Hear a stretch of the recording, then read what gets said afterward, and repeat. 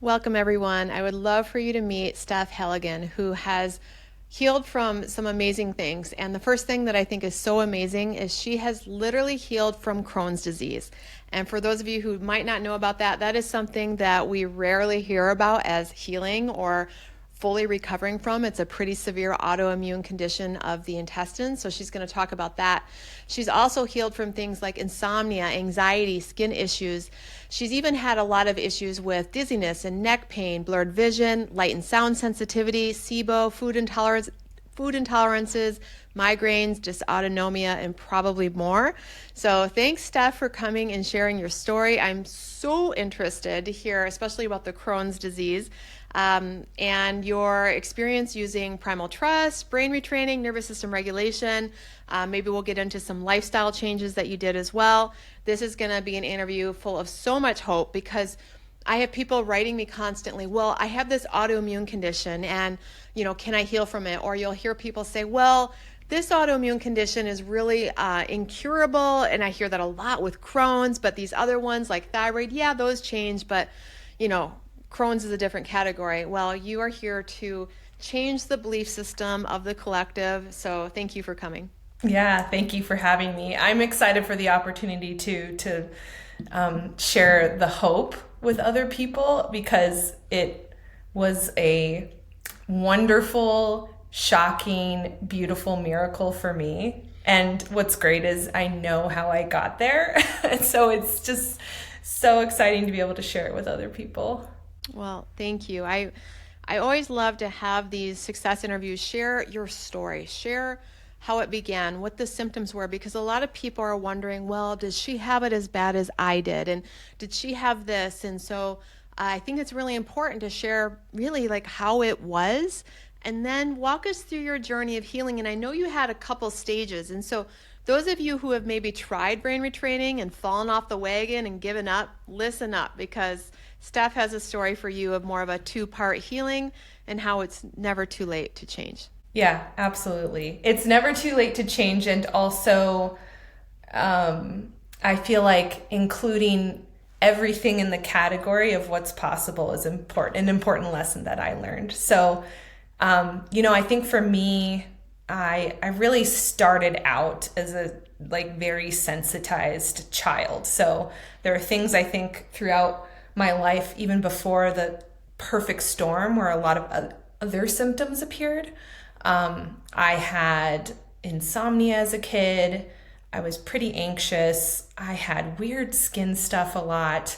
And then into my teenage years, that's when I was diagnosed with Crohn's disease. So, How long ago was that? So we can just get a timeline. I yeah, don't, you don't that have to say was, your age, but yeah, no, exactly. that's totally fine. That was about 22 years ago. 22 years ago. Okay, listen Yes. up, those of you. This is not a new turnaround. No. 22 years. Okay, keep going. Sorry. Yeah. So I have had Crohn's for more than half my life. And with that diagnosis came at the time, the classic prescriptions and treatments. And, you have this, you'll always have this. And here are all of the medicines for you to be taking at the time. So that I think just sets up the context for a health journey. I feel like I wouldn't have called it a health journey as a kid or a teenager, but health being just a present question, struggle thing since I could remember. And especially the insomnia and anxiety as a child. And then fast forward later, and I really hit my perfect storm in 2018. And that's when a whole host of other symptoms came. Before that, life was okay. I was trying to do all the things, right? Like lifestyle changes and diet changes and what could I do to manage who I was before the perfect storm hit. But now that I know more about brain retraining, I understand why the storm hit. And that's when I got the kind of flood of dysautonomia type symptoms, extreme startle response to sound, light sensitivity, couldn't use screens, dizziness, And then really mysterious, like sharp pains. A lot of my stuff in that came about from my perfect storm were like unmeasurable, like in tests. So I ended up doing like lots of, I did have Crohn's that had been diagnosed before. That was, seen on a colonoscopy. But all these other tests I was having to do and trying to do to find out where all these other mysterious symptoms were coming from produced really no results. And just felt like I was falling apart really and couldn't really function. And that is when I found the world of brain retraining. I mean, after 2 years of intense suffering that I know a lot of people relate to, and trying all of the things and spending all of the money, I found my way to this kind of methodology that really changed a lot for me. Wow. So stage 1, you start doing brain retraining. Two-part story here, just to go ahead and tell us then what happens. Yeah. So I think, again, I was really focused on these perfect storm symptoms because they were all so new for me. And so it felt like, oh, if this is new, then maybe there's relief to be had, right? Because it's present and weird, they're so disconcerting and like feel like they're coming out of nowhere. Did you think that you could heal Crohn's at this point, just out of curiosity? That was not on the list. So all of the things I mentioned that were like childhood things, including insomnia, I understood that like anxiety may be part of the problem. I mean, that is pretty apparent, especially going through brain retraining. Like, oh, I understand how a wound up and activated system can perpetuate these newer symptoms of mine. But really, and I only know this in retrospect now, I kind of just like put Crohn's to the side as like, well, I'm not working on that. I'm working on these other things. And, there were other digestive stuff like SIBO and food intolerances. And, I was dealing with like supplement intolerances. So any of the supplements I was even trying were like causing a lot of like body activation symptoms. So I really put Crohn's to the side. It wasn't on the list, I would say, of like as I was consciously doing this.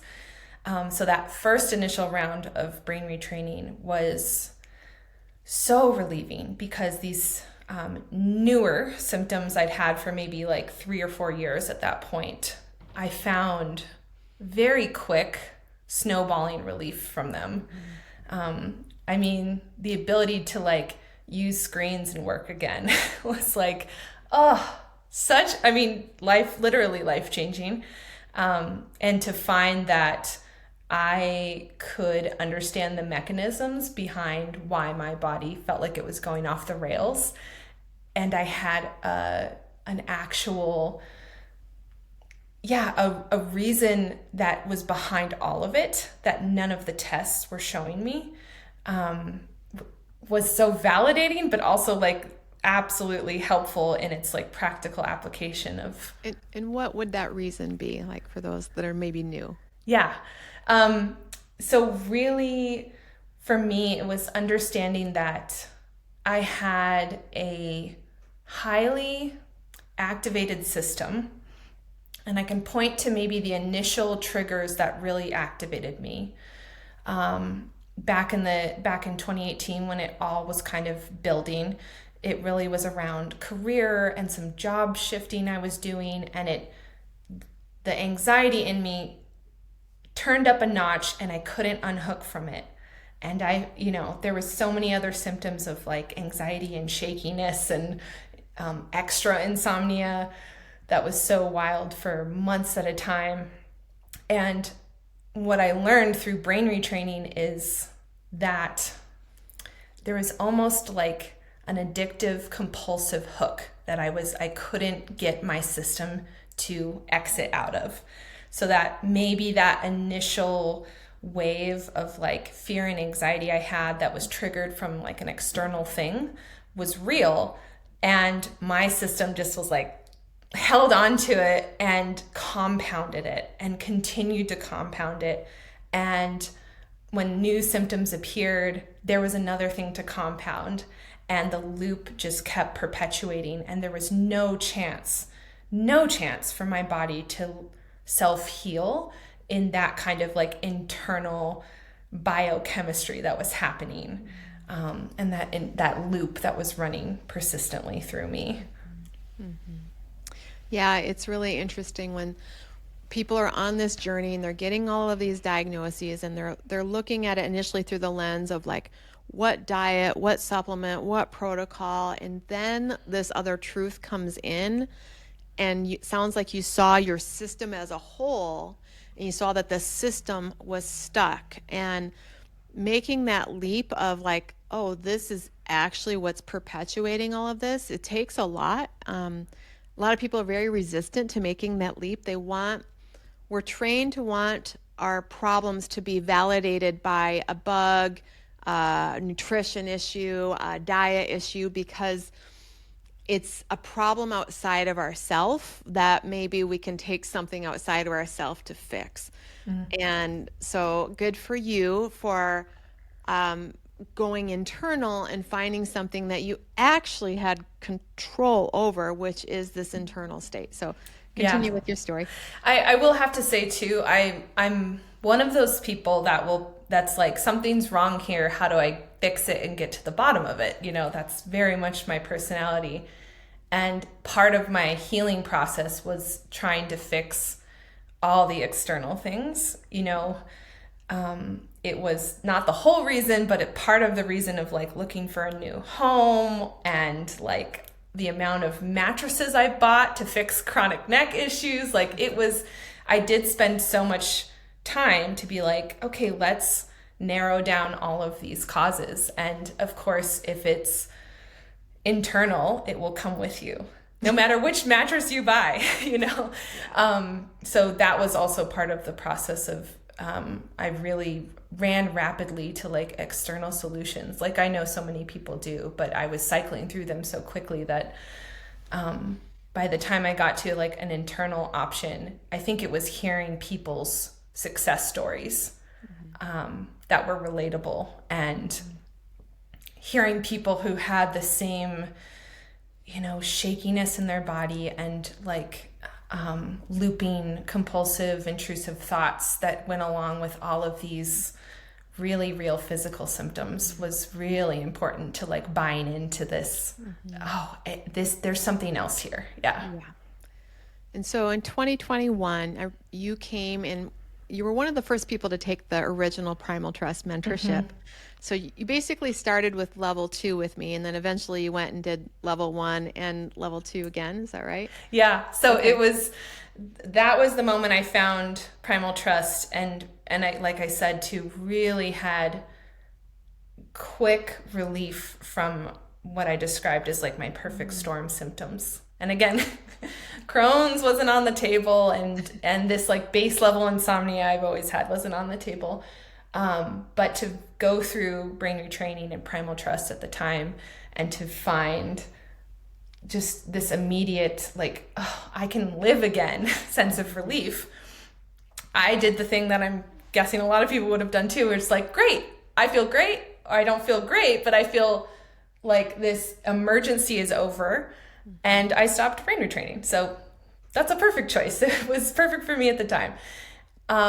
And then I noticed about a year ago, so early 2024, some of these just older things coming back up, especially insomnia, where it just clicked up a notch, that it felt like it was activated in a way that reminded me of my brain retraining work. It was like, this is something else happening, and I can't unhook my system. And that's when I rejoined, I guess, the most recent version of Primal Trust, and started with the level 1 Regulate, which was just, again, another like aha moment and sequence of exercises that made me realize how sensitized my body was, and maybe has always been, and what does actual regulation actually look like, and also the ability to like self-heal. Yeah. And it was that extra insomnia trigger again that brought me back a couple years later. Well, I just want to help the listeners to see a pattern here that might be really important for some of you. Some of you have symptoms and you'll come learn a technique like brain retraining or somatics or vagus nerve toning. And these symptoms that are really bad, they get better. And you're like, oh, yeah, okay, I figured it out. And then life's going, and then all of a sudden the symptoms start coming back. You're like, oh no, oh no, oh no, or different symptoms. What does this mean? And it's sometimes your body saying, you know what, you're ready for that deeper layer now. There's actually enough safety in the system to let what's underneath start to surge, and it's going to come out as worsening of symptoms or old symptoms coming back or new things.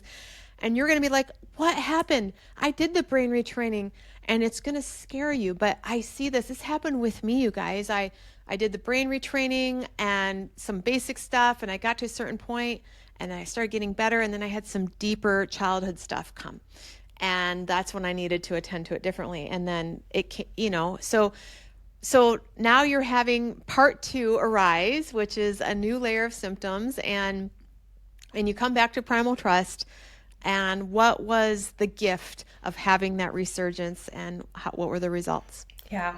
So I will also say, for context too, I had gotten to a point with like management of Crohn's, with lifestyle and diet, that felt like it just pendulated, and there were, I still had flare-ups, and I still had, but it wasn't at that point.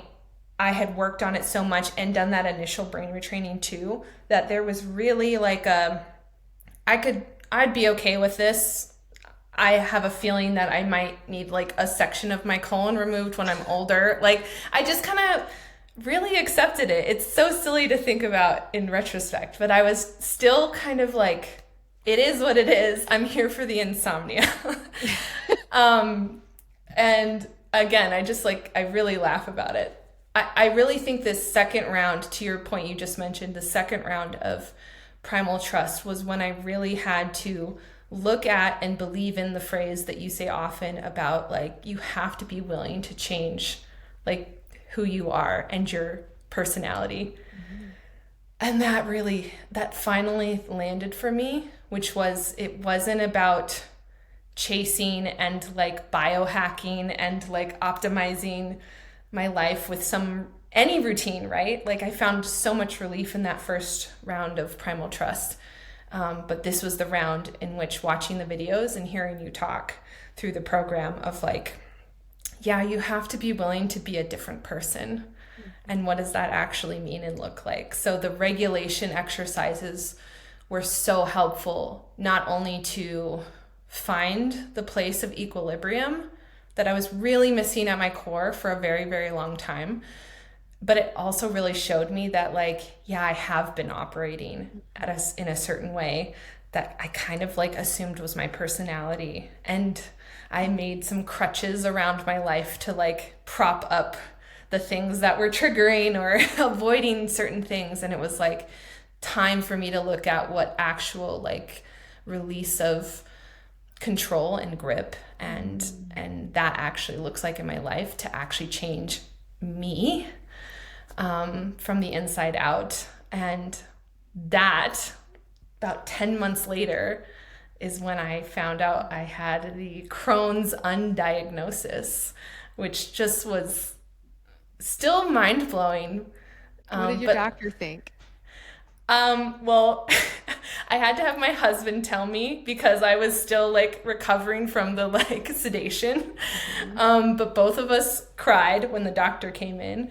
And the doctor's like, there's nothing there. There's no evidence of Crohn's. There's no visual evidence. They took the biopsy too. A couple days later, there's no biopsy evidence either.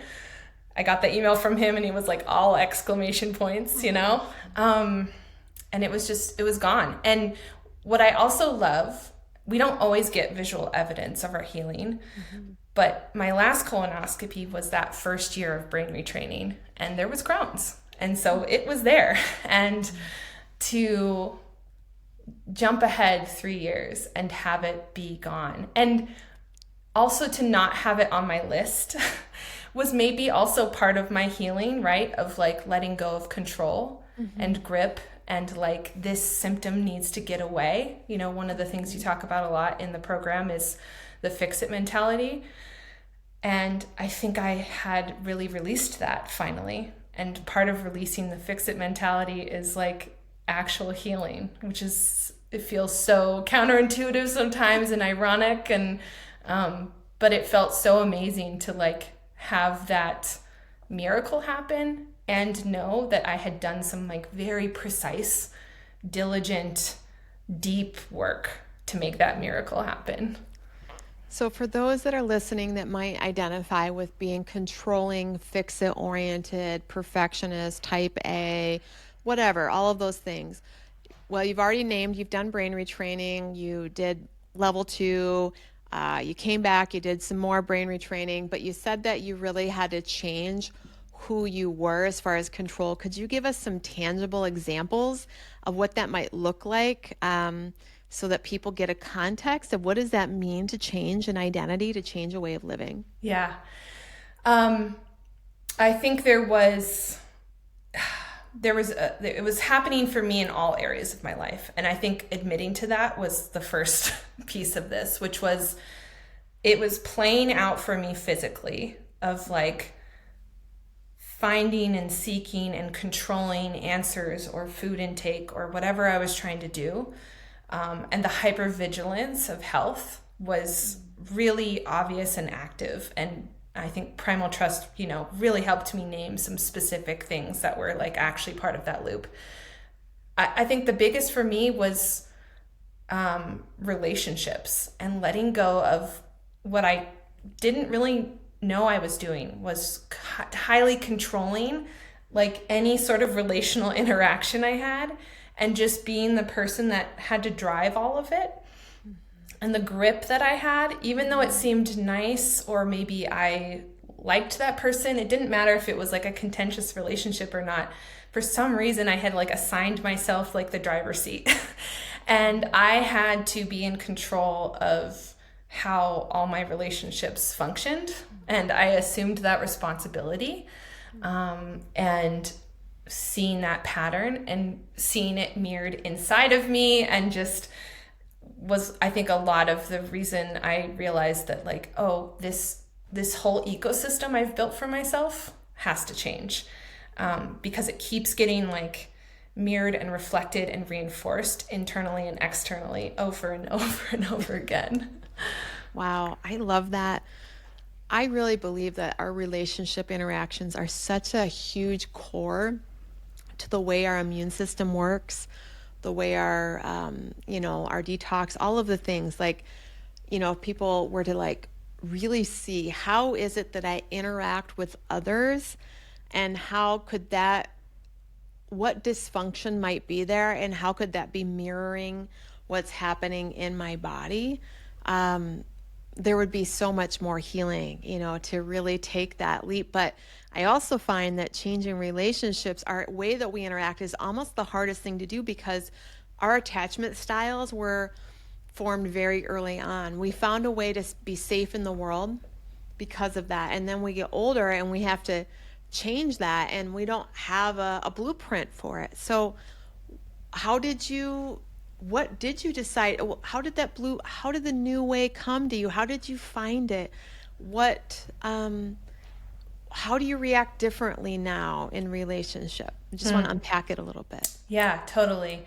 And I agree too about it being like the most challenging piece. I think too, I had worked on relationships my whole life, right? Like I think a lot of people too, it's like, I did years of therapy. I did parts work. I did so many other like talk therapy type modalities around relationships, because it was just like, it's so sticky, And I think the first step was finding the baseline regulation to tolerate even these questions, or that I could make choices from a place that felt more like there was ground underneath my feet. So doing that first was hugely important. And then the second piece actually came from, I know someone who has worked in Primal Trust before, Simona Irwin, and following some of her work, both in Primal Trust and outside of it. And realizing that what if I actually surrendered, right? If my issue was control in relationships and I actually released and let go, what could I like fall into? And it opened up a lot of panic and grief for me, a lot of like crying. And again, in context of relationships that were like totally fine, you know? It was all my relationships. And it was like, what happens like when you let go of the steering wheel, or what to me felt like jumping out of a plane and hoping I have a parachute, and having to, I think working for me, it was really helpful to work one-on-one with someone who had been, you know, part of the Primal Trust community to support me in finding a safe way to experience that surrender and release, and like lots of tears and fear and grief, and now like, yeah, the grip is open. It feels wonderful. But being willing to question it, and then realizing that like there's like a process that wants to like complete itself in my body. Yeah. And I keep holding on to the edge. Like there needs to be a release of that edge. I think you're describing so well what I've come to understand, especially with digestive issues and inflammation in the gut, is that the need for control is located in that third chakra, that gut center, and your willingness to let go and be vulnerable. That's what you're describing. The vulnerability, you guys, is something that is a stage that we must walk through for regulation. And in that letting go and in that vulnerability, there is like an energetic emotional process that gets to finally complete itself in the body, because you're vulnerable but you're resourced. You're vulnerable but you have tools. You're vulnerable but you're all grown up. You're vulnerable and yet you can breathe and be there with it.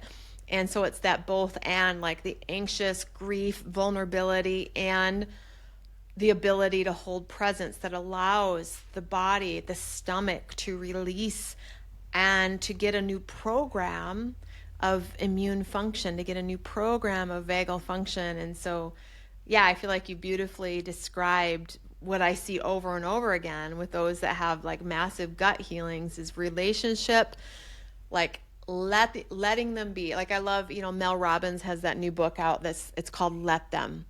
And I think that is such a good mantra for this stage, like just letting them be who they are, letting them feel how they feel, letting them think of you the way they think of you. And then we have to go through the abandonment, rejection, attachment, fears, and wounding. And you're right, ironically, in that letting go of control, it's healing. It's difficult emotionally, but it's very healing to take the leap of vulnerability. Yeah. And I think too, that relationship, again, in working with Simona Irwin particularly, I got to articulate like, I now have like a healthy gut barrier. That seems like it mirrors perfectly with my relationships. Like a barrier that functions, that allows in nutrients and blocks out things that you don't need. And it's not overactive, which is like my immune system. And I'm not overactive and reactive to things.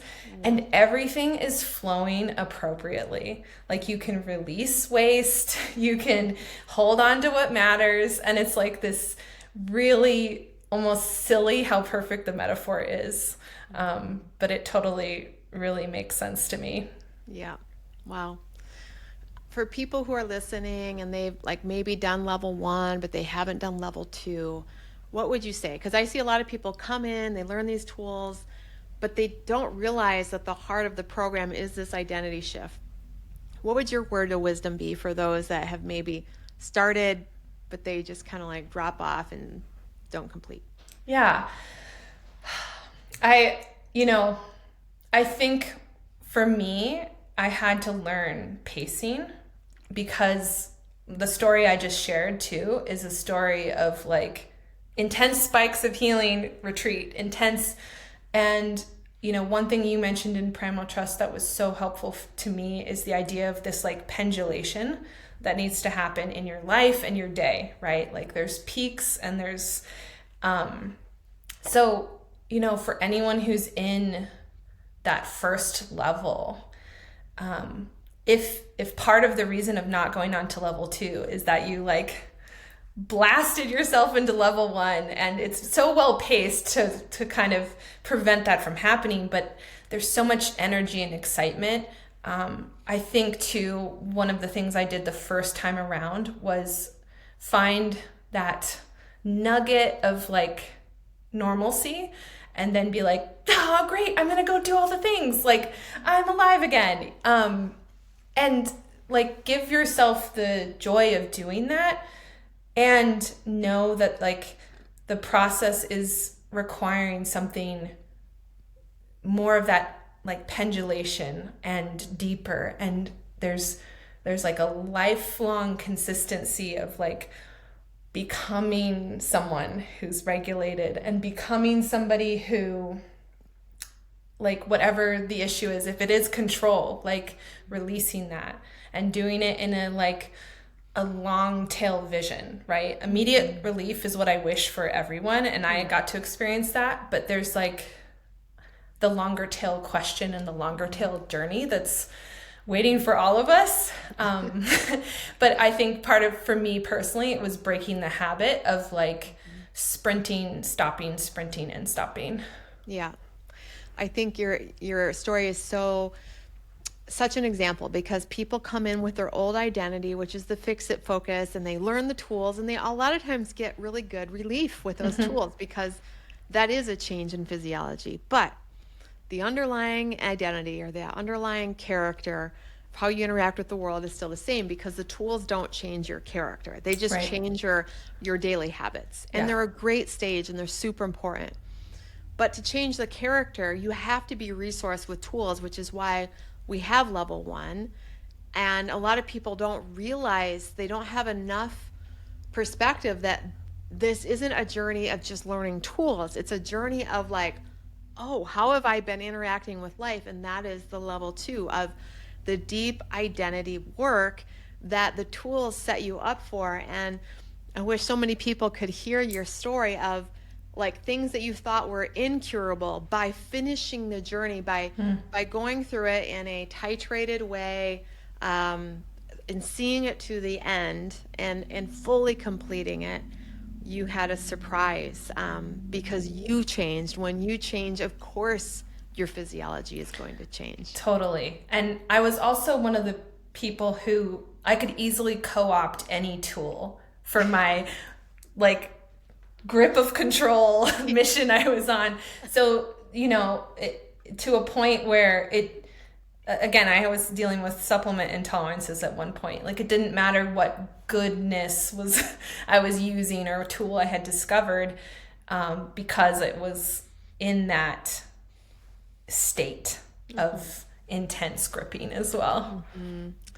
Yep. I know that one as well. And a lot of us, again, that the old personality comes in. I'm like, I'm going to use these tools to control my symptoms. And there is a control that happens initially because you get this hope and relaxation with new symptoms. But ultimately, that need for control, it starts to slip through your fingers again, because it wasn't a fundamental change. And so, I'm just highlighting this fundamental change that you are exemplifying, that I do believe is needed for these deeper autoimmune conditions. I mean, that is a total habit of your physiology for 20 years to attack its own tissues, to react that way. And to have something like that shift, that's a whole different operating system. Yeah. And, I will also add to it about, like lifestyle and diet. Like that's another tool that I was using. And I found a lot of initial success in changing.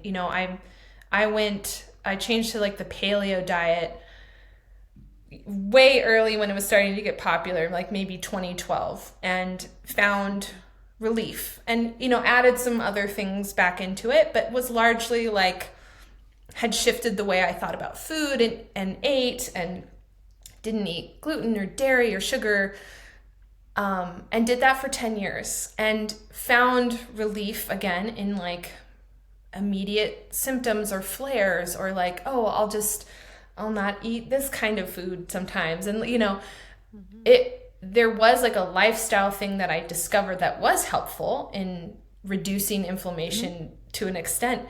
I still had Crohn's. It was still in the scans. It was still, I like have the photographic evidence. And that's also where I think I learned the like, oh, this just is what it is.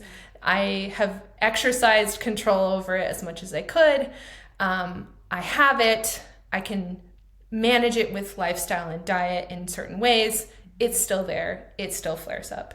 And then going through Primal Trust again this second time, I think too, it relaxed my ability to like seek new options, and then those new options sticking.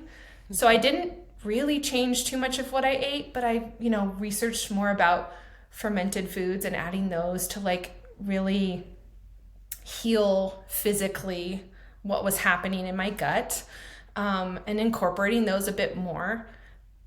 But I think it was the way in which I approached adding that new tool and supplementing my lifestyle, I would say, that really just like helped, because I could like I said, actually absorb.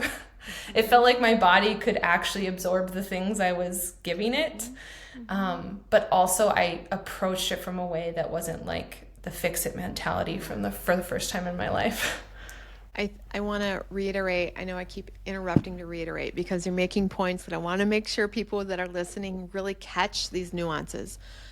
The old personality of Fix It changed her diet and did get some relief. Yes. But the relief was like decreasing inflammation in that personality.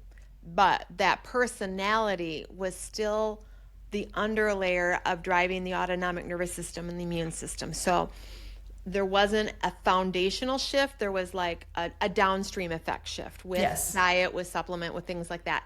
It's really important, you guys listening. So you can keep your same personality and decrease inflammation and have improvements. Absolutely. Yes. But for that deeper foundation to shift, she, went through a process of changing her relationships and how she interacted. And then when she made changes of the diet, the personality making the changes was one of more surrendered allowance. And so I think the diet that change actually went deeper because, like you said, now you could actually absorb more, and the fundamental physiology is coming from a different foundation. And so, yes. Yeah. And I will say too, like, my relationships didn't really change too much on the outside, so to reemphasize like making dramatic external changes, like I didn't really do too, it was quite an internal process, and still is. There's ripple effects too of like, I'm sure I'll meet new people in the future because that will really respond to me differently because I don't have that control, or I'll add new things to my diet in the future that really work for me in that moment, or I feel like a lot more adaptive to whatever it is that I add now. And yeah, I was stuck in a like hypervigilant fix it mode that got me some places, but it also reinforced the fact that, and I said this to other therapists, that like, well, my hypervigilance worked. So I found like a specific way of eating, and it's like, if I grip onto this tighter, like it will, and so there was just another level, like you were just saying, that was available to me. That's so beautiful. I just love this story. I'm so excited about a Crohn story. We haven't had a full, complete Crohn's healing story. So this is super exciting. I think you've explained so well the fundamentals, that it's not about like a perfect brain retraining practice or a perfect vagus nerve practice, but these tools helped you to change you. I also love that you pointed out it's not like the relationships changed, you changed. Yes. And that's all that needs to change. Like, we're always trying to fix the relationship. Like, oh, they need to be different, da da da. No, it's just the perspective that is so powerful. Absolutely. And I think too, I still laugh and think about the results I got from my colonoscopy where there was no Crohn's, because I just remember like calling and telling friends and just like laughing and crying with them and being like, it wasn't on my list. It wasn't on my list. And like the miracle happened even without my control. And so like it's like the perfect way that it happened just like really represents the entire journey that I was on. Like I got surprised. Like I was going into it thinking like, I've been feeling pretty decent. I hope the results are decent too. And so the idea that like even without diligent focus on a specific symptom, it like that's the story of my journey. That's so amazing. I love what a great teaching that this shows you that your body has its own intelligence of what it decides to heal and how it decides to heal. And it doesn't need you and your hypervigilance to decide for it. Like you Yep. didn't even put that intention out there. Nope. You just changed you.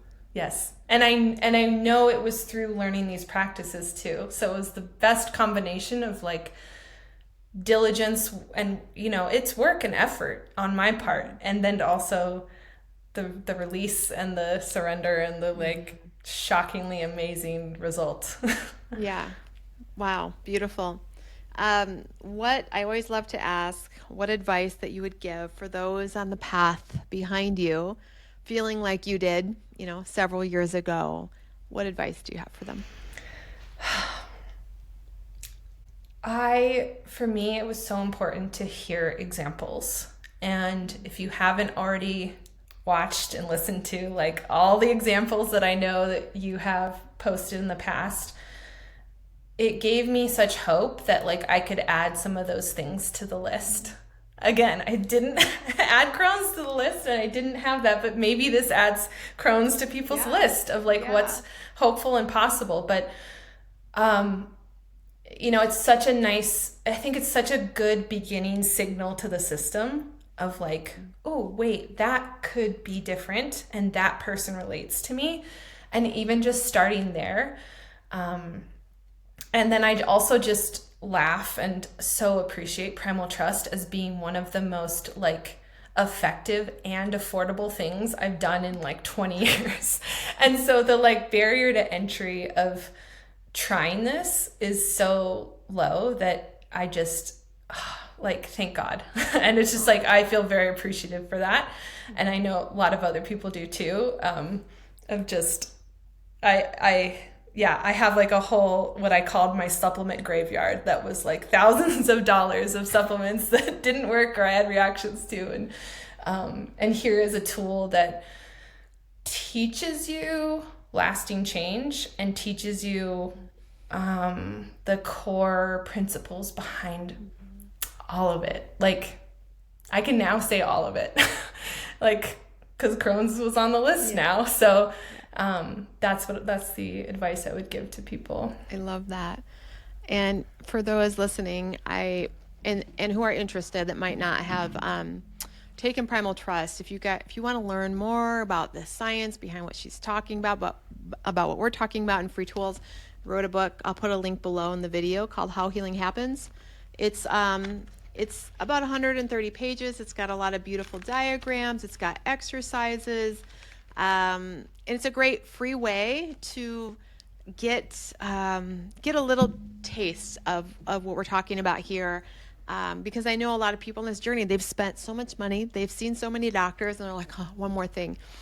Read the book. You'll see if it resonates. And like she said, one of the things that I believe is the greatest healing is your belief system changing. And how do you change that the quickest? By listening to testimonials of others. So on my channel, I've got dozens of testimonials of people who've healed from all sorts of things. On our website, literally hundreds of testimonials are written. read those things, listen to those stories, find even from other programs, other testimonials.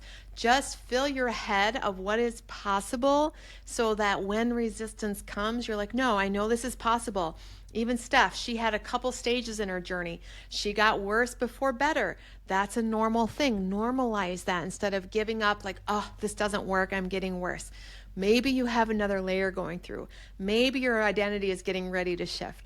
You never know. So anyway, I just want to thank you, Steph, for coming in here and bringing the most inspiring story. Like I feel so emotional. It's wonderful to sit on the other side and be like, oh my gosh, like I want to cry right now. Something that I've created has helped someone heal Crohn's disease. Like Right. I get to say that. I get to like share that now with doctors when they ask what's possible. Every time I get a new diagnosis that I never expected, I knew it could help Lyme, I knew it could help mold, I knew it could help chronic fatigue because that's what I had. I didn't have Crohn's. I didn't know. Now I know. And now that's in the field of possibility because of you. So Yeah. thank you. Thank you so much for letting me share it too. And it's also my joy to be able to tell people who are like, many people who've been like, I thought you weren't supposed to heal that. I thought people didn't heal that. And me getting to share with other people that like when they ask what I've done and to introduce them to the world of nervous system regulation and also blow their minds a bit. Like Yeah. I'm really excited for the ripples of what you've done and getting to share my slice of the story too.